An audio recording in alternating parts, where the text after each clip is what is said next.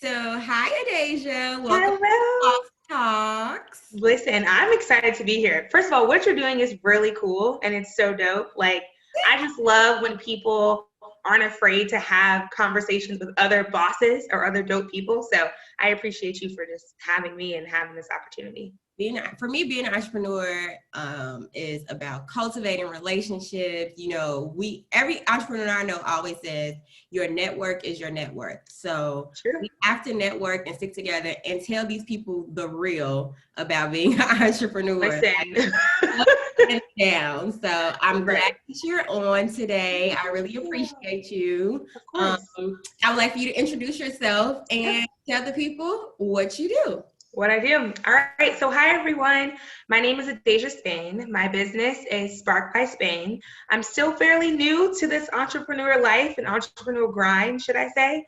I started in 2019 on my birthday. And it started, I know, it's so crazy. It was my golden year. So it's when I turned 24 on the 24th.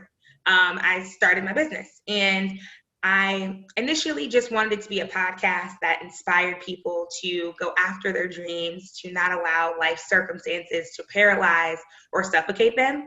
And then I realized, well, Adeja, not only do you have a passion to encourage people, but you're pretty good at marketing, you do some event planning. Why don't you put all of those things together? And so with that out came Spark by Spain. And so Spark by Spain not only ignites the uninspired to conquer their life's challenges, but it also finds that spark inside of you, whether it's for an event, whether it's for trying to revamp your personal brand or whatever it is. We all have a spark, right? And we all have something inside of us that needs to be pulled out. And so that's what I do. And it's, like I said, it's still fairly new. I'm still learning and still growing, but I it's exciting. love the name and Thank like the you. meaning behind it. Like I feel like something just, fizzled up Oh, good. Did you feel a spark? Did you feel a spark? like a fire. Like, I oh my love that. goodness. You Thank know you for what's giving that crazy? money. Yeah, it's so crazy because back in April, my father suddenly passed away, Oh no. and yeah, it's truly been. It'll be 5 months as of tomorrow, and ever since he passed, I saw so many people. They said he inspired my life. Like he was so influential. He saved me. He gave advice. He did this, and I was like, wow, like he left a spark. Mm, And that spark was sparked by Spain. And so I just feel like that is another way for me to live out his legacy and his honor. And so it just kind of came to me, but I feel like losing him definitely birthed it out of me to continue to keep going. I totally get that. Like my son passed away You're 28 so days after birth, and I never thought that, him passing away would ignite something in me to keep going in entrepreneurship. I had already been an entrepreneur, but it wasn't even kind of on my mind at the time. I was really only thinking about being a mom and like that's absolutely, it. yeah. And Yeah. after he passed away, I didn't want to be around people. So No. I was Right. like, what am I good at? What can I do? And it was like starting businesses. Like I just was grinding. Part of it, was my grief process and taking my mind off of it. Absolutely. Um, Oh, 100%. I so get that. yeah, Yeah. I can relate to you in that aspect. So Mhm. I get it. Yeah. Yeah, when we lose people That's so crazy. close to It us, changes you. And yeah. when you lose someone as close, first of all, I'm sorry for your loss. Thank you. But when something traumatic like that happens to you, it changes you. Oh, Like you look at life differently. You look at just the things that you're involved with, your time, your treasures, your talents. Like you just look at everything so differently. And it takes unfortunately, sometimes it takes something like that to really birth out your purpose and mhm. to continue to go with your passion. So shout out to both of us for using Exactly. Shout things out. that changed our lives, but also to, make a difference. Absolutely. Yeah. How did you find your niche market? Woo, that is so crazy. So it's funny you asked that. When I first started, I was like, I want to go after everyone. Like, I want everyone to just love it and be a part of it. And I was like, that's You a want lot. all the dollars. Yeah, like I just want All everything. Like, give it to me. And I was just like, this is a lot. Like, I'm overwhelmed. Like, I can't handle it. So for me, I had to sit down and think about, the things that I went through and who would necessarily fit into that category. Mhm. Right. And so for me, my market, it's really millennials and anyone who feels uninspired, unmotivated, just kind of frustrated and over it. Like that's the group that I want to talk to. The underwhelmed people. Right, exactly. Because that group, they need someone to help guide them through the process, right? And I have a lot of family members and friends who are so great, so smart, so powerful, but because they allow these things to take over their lives, they don't know how to move forward. And so that is the group that I want to help cultivate. And a lot of people say, like, well, what makes you qualified to do that? Like, you know, what kind of certifications do you have? And I'm like, I don't think you need, you don't need that. As long as you're exactly your life experience, have plenty of those, you're just authenticity and everything that makes you you. But with that, you're able to also interview other people and get to know other people that I may not have a story that I can, you know, inspire you, but I know someone else, right? In your network that you can kind of connect. That network is everything. So yeah, that's how I found my target audience and my niche. And just, it's a unique space because in a time where we're in the middle of a pandemic and every day is so, like, some days I'm like, all right, let's get it. Like, I'm ready to go after it. And then some days I'm like, leave me alone. Don't call me. Don't text me. I'm not posting on Instagram. I don't want to be bothered. You know, all those things. Light that fire. Right. Exactly. Exactly. So I think it's just so powerful that I've chose that market during such a time as this. How did you, like, what has been the most difficult part of your process so far? Ooh, child.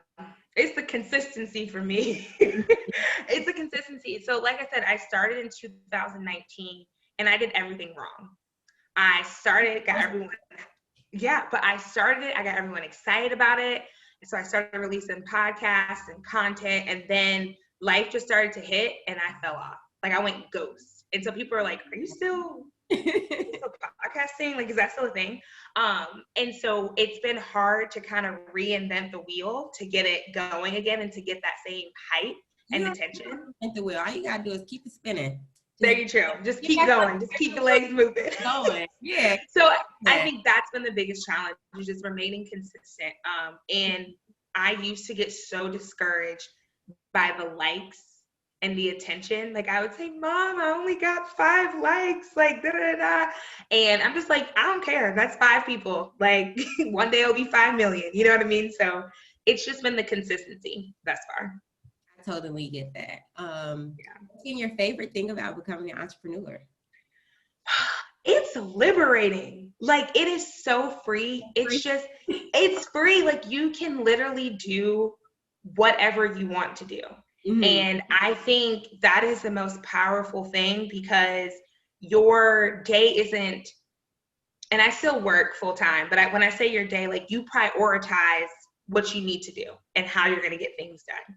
And that gives you the flexibility to run your business, but to also take care of your other responsibilities, right? And I feel like when you're an entrepreneur, the way you look at life and your grind is different. Like, I don't waste my time doing things I don't need to be doing.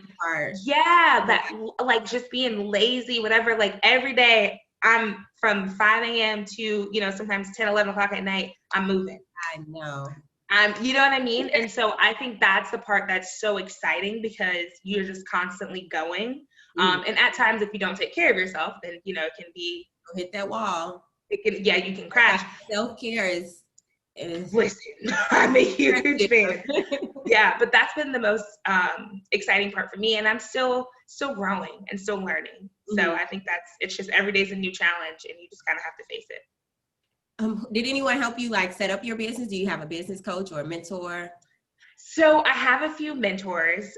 They're actually not in the capacity of podcasting, but most of them, they do freelance consulting, or, you know, they have a business of their own, or they made it to the C-suite position within their organization, and they're kind of starting to do their own things on the side. Mm-hmm. So I will say that I did have some support in that regard, but a lot of it was just research.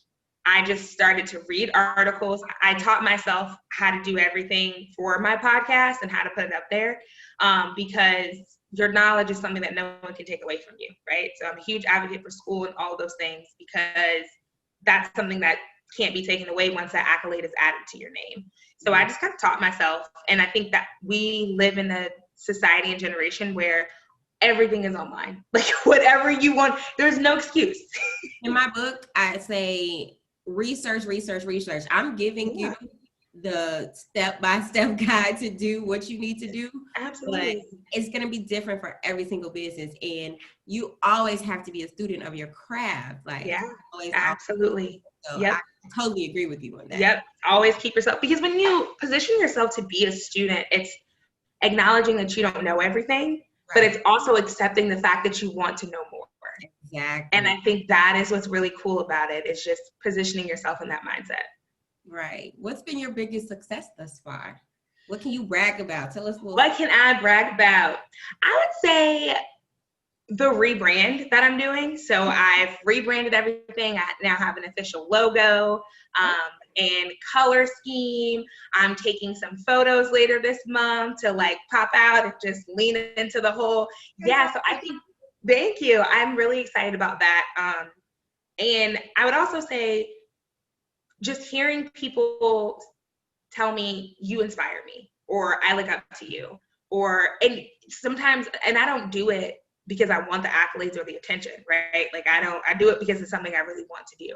So when you're not paying, it's my passion. It's what I love to do. So when you're not really paying attention to that, and you have my younger cousins or even my aunts or whomever I'm around, my coworkers, they'll say things like, you're so inspirational, or I love the way you do this. And I'm just like, stop, I'm a crier. I am such a crier. Like, you're not, I will cry on cue. But yeah, so I think that's the most rewarding part thus far. And I'm excited to see where it goes into next year and the years to come. I'm excited for you. You're doing a lot, girl. Thank you. It's a lot, but I will say that it's worth it. You just got to stay focused and keep going. Mm-hmm. Absolutely. Give up when they hit the wall, and it's like they hit a plateau, and it's like, I'm not seeing the results I want. I'm done. Yeah. But you got to keep going that. You bring up a good point too, because I feel like a lot of entrepreneurs want the instant gratification. Mm-hmm. They want the instant results. And while some people, it works for them that way, but there is something about a grit and a grind and a process that just births something new out of you, right? It's like, I did it. Listen, I love Drake, right? Like that is my man. And so right? So he, in one of his songs, I think I can't remember the name, but anyway, he said, man, I said that I would do it and I did. Mm-hmm. I think it was Sneakin'. It was Sneakin' with 21 Savage. He was like, man, I said that I would do it and I did. You know what I'm saying? Like, and the power of the mind is not a joke.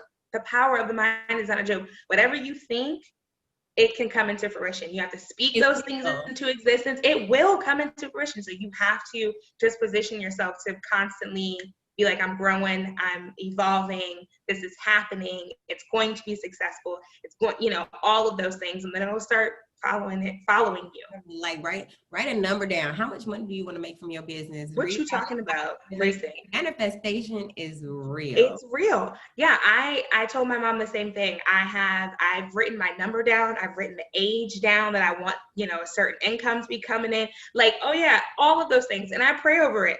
Pray over it all the time. Firm believer in that. Pray over that thing and say, this will happen. And it can be no other way. That's the only option. That's the only option. Like, I don't have another one. Exactly. I don't have another option. I don't have another one. We just have that plan. Do you have any regrets about becoming an entrepreneur? Or about something that you didn't do? Or it's all a learning process. Absolutely. I would say I regret not meeting other entrepreneurs sooner. Mm-hmm. I think I was intimidated. Like, I would see someone's page, I'm like, shoot, she got this many followers, she's doing this much. Like, it was almost like a jealousy thing. And to the point that you made, it's so important to network and get to know them, because one of my favorite quotes, like, I don't want what you have, and you can't have what I got. You know what I'm saying? So, like, it doesn't matter. We're not competing with each other, but we can help each other cultivate and continue to go, to go higher. So I think that's the biggest thing that a lot of people, like, it becomes a competition thing. And you're just like, you have to talk to yourself and say, We're not in competition. No. I'm in competition. When I look in the mirror, that's who I got smoke with every morning when I'm getting ready. It's me. So yeah, I would just say that's the thing that I regret the most. And now I look for every opportunity to do things like this, to just learn about more people, to get to know them. I'm still new to Charlotte, so I'm still getting to know the city, and I have friends, but not as many friends. So that's another thing. So trying to go, now we're in the middle of this pandemic, but trying to go to networking events and joining organizations, just meeting other like-minded people, like-minded entrepreneurs, because they stretch you and they get the same things that you go through. They have the same fears and anxieties or whatever it is that they deal with. And so that's something that I'm making a goal for the rest of this year and next year. Being intentional. That's my word for the year. Intentional. I love intention. Yep. How do you market your business? So I use Instagram. I started doing Instagram and Facebook because a lot of my family members from back home still use Facebook, but I really just couldn't keep up with it. So right now I'm solely focusing on Instagram. Huge. And what'd you say? I said, which is huge. Oh, it's huge. Yeah, absolutely. So I solely focus on Instagram. I would like to expand that to Twitter and use those two, Instagram and Twitter. But those are the two that I use the most. And I don't know why, but I just started getting into, and I studied marketing, right? Like I went to school for this, but I just started getting into the hashtags and following the hashtags. Like I always was like, well, if you put too many hashtags, you're being thirsty. Like you just want the attention. And it's like, no, I want everybody to see this. Like put it out. Yeah, they click them. They matter, right? Like hashtags matter. All hashtags matter. Hashtags matter. So yeah. What else? I know, I'm loving this conversation. This is so good. So how long, and forgive me for not remembering this, how long have you been an entrepreneur? I have been an entrepreneur since 2013. Wow. Yeah. I started with a travel agency. I had a home-based travel agency. And when I became a flight attendant, I stopped doing it because it was just too time consuming. And then a few years later, I started a nonprofit organization when I was living in Florida for high school girls. It's an educational mentoring program. And then last year, like I said, after my son passed away, when I was like, I got to do something, I started a corporate housing company in Charlotte because so many people were migrating there and still are migrating there, and the job market is great. It was like, what a better time opportunity. To do this. Yeah. And so many people over the years have asked me about how to start a business, or can I help them with a business plan, or this and that. And I'm like, I might as well just go ahead and put it out there. Yeah, put it out there. I think that's so powerful that you do that, because I saw a post and it was like, once you figure it out, help others figure it out. Yeah. Like why do we hold on to that? Why do we stay selfish and not put other people on? I don't get it. So shout out to you. That's awesome. Thank you. Do you have any advice for anybody that's starting out? Let's see. I'm an entrepreneur for sure. So I would say if you can't stop thinking about it, don't stop working on it. Don't stop going after it. Never give up. Stay consistent. Believe in yourself. And it's going to be easy to get distracted or to want to give up, because that's the easiest thing to do, is just say, I can't do it, it's too much. But it takes a grit and a grind to just keep going after it each day. And one of my favorite quotes is, don't let your food get cold looking at someone else's plate. I know that's right. So eat what you got on your plate and then go for seconds and thirds. So just don't. And I mean that in the sense of, don't be jealous of another entrepreneur, right? Like don't say, talk to them, learn from them, grow, and just continue to trust the process, and it's all going to align. And in 2019, when I started it, I didn't think it could be where it is today. And here we are a year later, going into, another year, and it's just insane to see its progress. And if I put in more time that I should be putting into it to really nurture it, it can grow to be exactly what it needs to be. Yeah.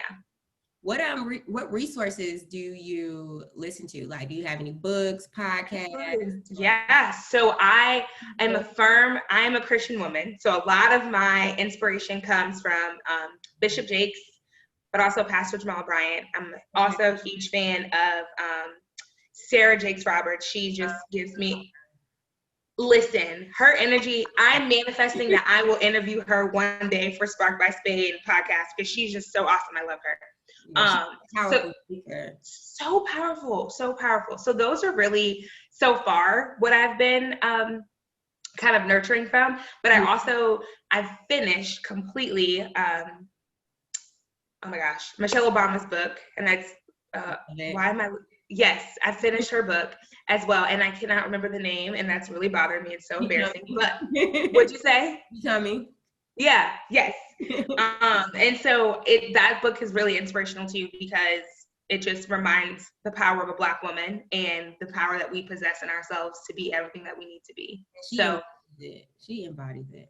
Listen, and you know what? Speaking of, I grew up in Virginia Beach, Virginia, and a lot of the people that I surrounded myself with and that I was just naturally surrounded by were not women of color.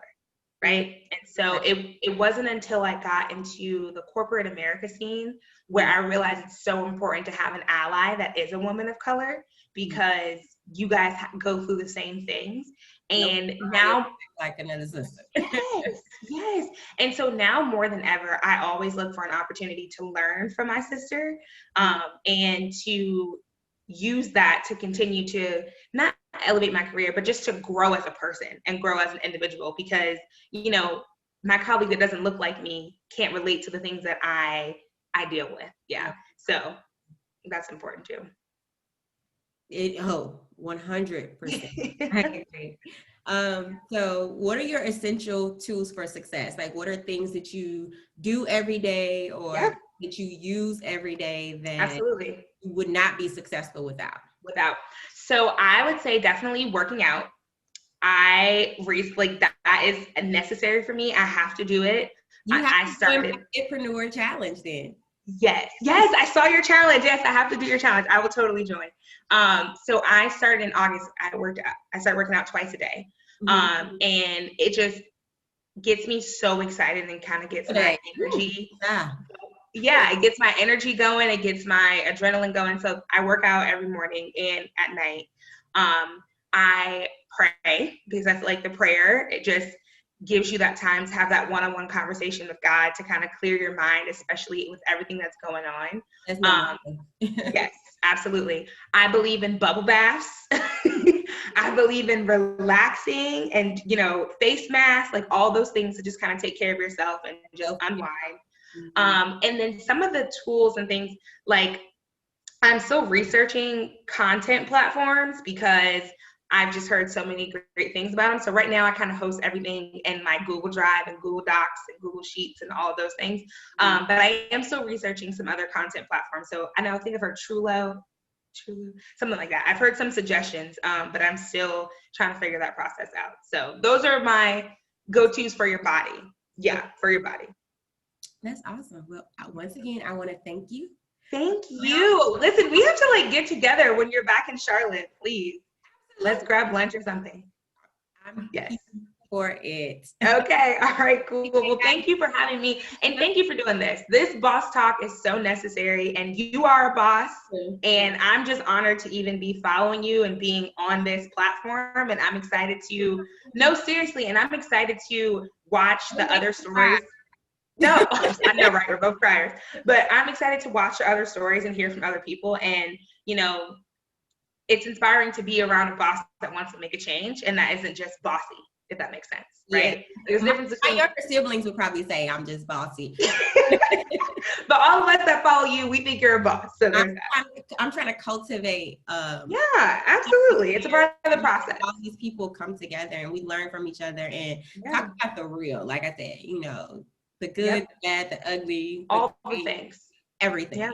All the things, for sure. Guys, this is Adeja with Spark by Spain. Thank you.